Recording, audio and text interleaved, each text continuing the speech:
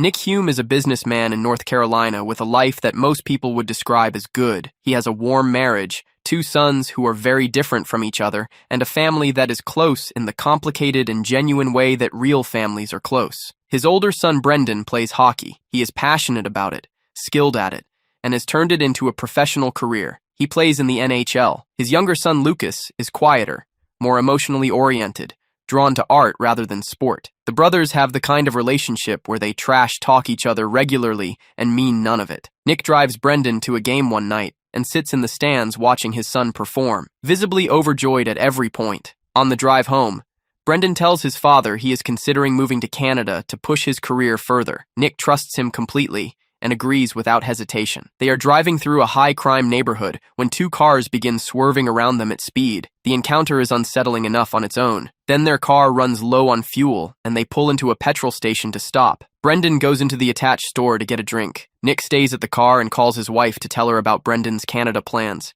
Inside the store, a group of thugs from a nearby car bursts in and shoots the owner immediately. The gang operates on a specific rule for admitting new members. To join, you must kill someone. The target for the newest recruit is whoever happens to be standing in front of him at the relevant moment.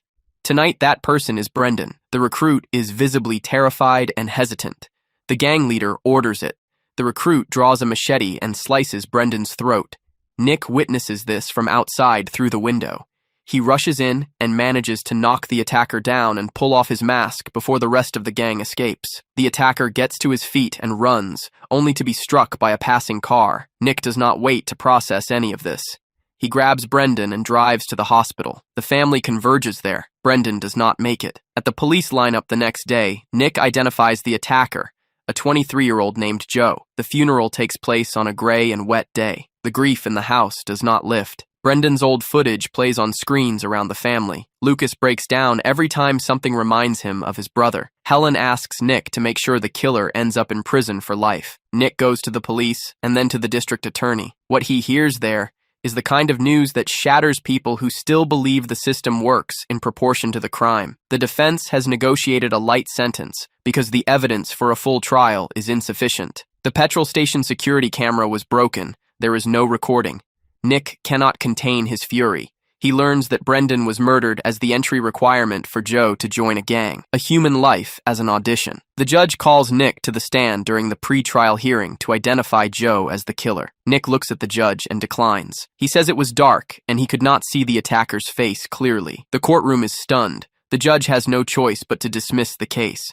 Joe is released. Nick watches from outside as Joe walks into the courtyard and lights a cigarette. The gang pulls up. They crowd around Joe and celebrate. Billy, the gang leader, tells him he is proud of him and that Joe has become a man. Nick watches all of this from a distance and follows their cars. Joe is rewarded with cash and a night with a prostitute. Nick is watching. That night, after telling his family that Joe was released due to insufficient evidence, Nick pretends to have left something at the office and goes out. He finds Joe on the street. Joe comes out of a building and finds Nick standing in front of him. Nick attacks him. They fight with the desperation of 2 people who both understand that something irreversible is happening. Joe ends up with a knife in his body. It enters accidentally during the struggle, but the outcome is the same. Nick leaves Joe dying in his own blood, drives somewhere far from the scene, and throws the knife away. He returns home. Helen sees the injury on his hand and bandages it. They cry together. Nick has crossed into new territory. He is a killer now, as well as a victim. Elsewhere, Billy visits Bones, the man above him, the one the whole gang operates under. Billy hands over the money from the petrol station robbery. Bones dismisses him, unimpressed by the amount.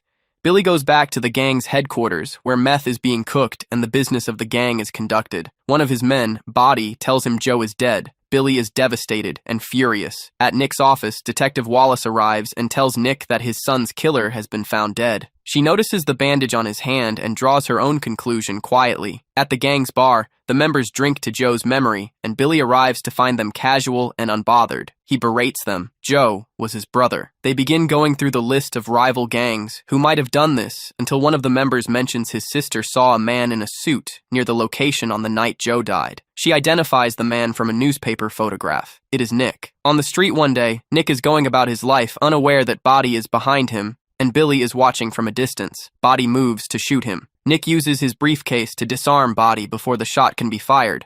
Billy and his men open fire in the middle of a crowded street. People scatter. Nick runs into an alley, and the gang floods in from multiple directions. Billy is shooting with the intensity of someone who has lost a brother, which is exactly what has happened.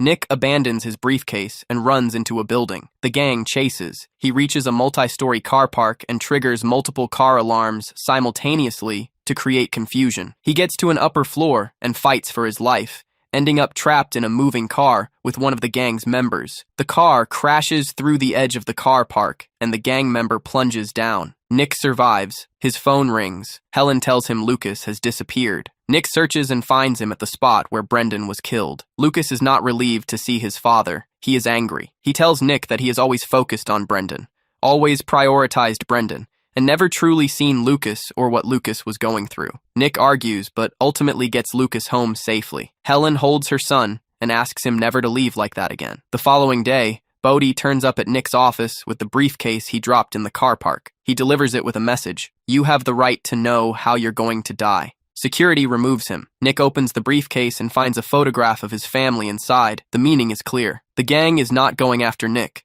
They intend to kill everyone around him. He finds a phone number in the case. He calls it. Billy answers and confirms the situation. Joe was his brother. Nick has bought a death sentence for his family. Nick immediately calls home and tells Helen and Lucas to stay inside. He calls Detective Wallace and asks for backup. He comes home and locks every window and every entrance, sending his family into panic and confusion without fully explaining why. Detective Wallace arrives and sits down with Nick. She tells him directly, he started this. He stepped outside the law, and everything that has come since is a consequence of that first step. She asks him to confess to Joe's murder. The officers outside will protect his family regardless. Nick refuses. That night, while the family sleeps, Nick is woken by a car alarm. He checks the window and discovers both officers outside have been killed. The gang is already in the house. Nick fights through it, dodging gunfire, causing injuries, trying to hold the situation. He cannot. The family is taken. Billy enters and shoots Helen, Lucas, and Nick. Then he and his people leave. Nick wakes up in a hospital several days later. He blames himself for every outcome that followed that first decision to kill Joe. He finds out that Helen is dead. Lucas is alive but in a coma. He goes to Lucas's room and sits with him and apologizes for never being enough, for the choices he made, for all of it. Then he leaves through the window. He goes home to an empty house that is now a crime scene. The next morning, he goes to the bank and empties the family account. All of it, cash. He finds the gang's location through a colleague. He goes to the bar connected to the gang and approaches the bartender asking questions. The bartender dismisses him and insults him. Nick beats him and the man nearby who tries to intervene until he has what he needs: Billy's location and the address of Bones, where he can acquire weapons. He goes to Bones. Bones is uninterested at first. Then he sees the bag of cash. Nick walks out with a shotgun and a handgun and significant ammunition. Before he leaves, Bones tells him something. Billy and Joe are his sons. He knows what Nick is here to do. He tells Nick he will not be able to hurt Billy. Then he lets Nick walk. Nick goes home and handles the weapons until they are familiar in his hands. He shaves his head. The injuries he sustained have left it partially stripped anyway, and what remains of his previous appearance needs to go. He finds Brendan's jacket, the one his son was wearing the night he died, and puts it on. He drives to the gang's location. He breaks through the door with the shotgun. The gangster inside cannot process what he is looking at. This person should be dead, or at least hospitalized. Nick sends the woman in the room out and gets Billy's address from the man at gunpoint. He makes the man call Billy. Billy realizes in that moment that Nick is still alive. He also hears the gunshot that tells him his man is no longer. Bones and Billy meet. Bones tells his son that things have gone beyond what can be managed, and that it is time to stop. Billy shoots his father dead. He has made his choice. Nick enters the gang's building and works through it systematically. He kills the gangster in the car before the man can reload or flee. He moves through the building and encounters the gang one at a time until only Billy is left. Billy approaches him with the confidence of someone who believes the ammunition has to run out eventually. He tells Nick to look at himself. Look what he has become. He says Nick is one of them now. Nick reaches into his pocket and draws another weapon. Billy's composure breaks.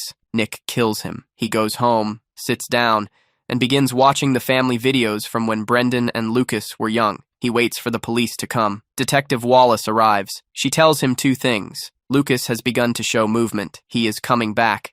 And she is worried about what comes next for a 14-year-old boy, already traumatized beyond most people's comprehension, who now has no one to come home to. and no structure holding him together except the institution that will be asked to care for him. Nick sits with this. The detective leaves. The video plays on the screen. He watches his family as they were, and the distance between that footage and the present is the full weight of every decision he made after Brendan died.